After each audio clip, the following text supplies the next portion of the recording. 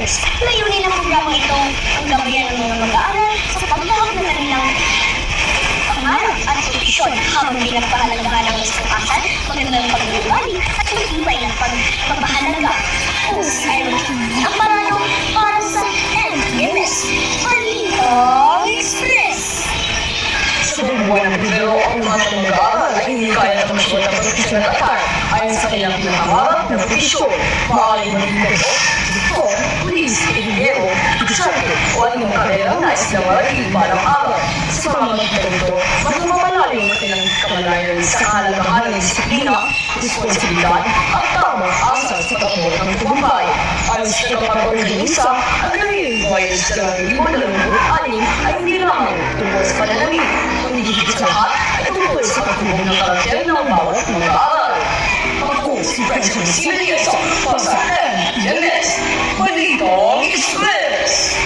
Ngayon ay makapanayam po natin si Noong Alvin Uyang para sa Career Guidance Week. Sir, ano na ibig sabihin ang activity discussion table? Ang ibig sabihin ng activity discussion table, ito ay mga gawain ng mga mag-aaral sa isang linggo para sa pagdiriwang ng career voyage 2026. Nakalagay doon ang mga bawat baitang kanilang gagawin sa isang linggo. Nakalagay doon sa discussion table na gagawin ng mga mag-aaral sa isang linggo para sa koordinasyon ng Career Voyage 2026. So, ang bawat baitang ay mayroon silang gagawin at ito ay gagawayan ng mga ESP at GMRC teachers. So sa linggo ito, inaasahan na ang mga mag-aaral ay makagawa ng isang output na naibahagi at naipakita nila sa kanilang mga kaklase at sa bawat mag-aaral dito sa mga Espanyol.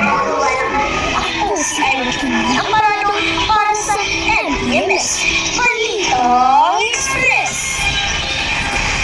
Ngayon ay nagdila ng Station Office para matipanayang ang ating pulugawa na sinawin ng Elakaw-Lakang. Isa ng mga bilis at katungan, lalong makalalim para sa mga mag-aaral na magkilako sa career guidance. Sa ating isang guro, napakahalaga at napakalalim ng kahulugan ng isang mag-aaral na makikilako sa isang career guidance celebration or pagsusuot ng mga uniforme ng mga gusto nilang trabaho sa hinarap.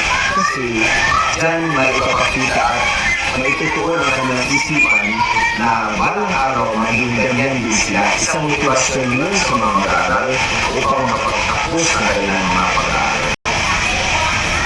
Sir, ano ba ang inaasahan ng internal na kombinasyon sa career voyage ng 2026?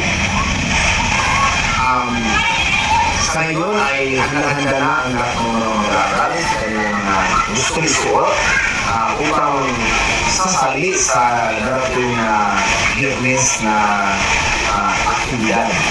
So, sa personal level, handa na ang mga bata at saka yung buong paralan ay naghahanda na rin para sa darating kombinasyon ng ating career ways sa darating na Biyernes. Sa muli ako si President Siliesa para sa MPMS Balitang Express.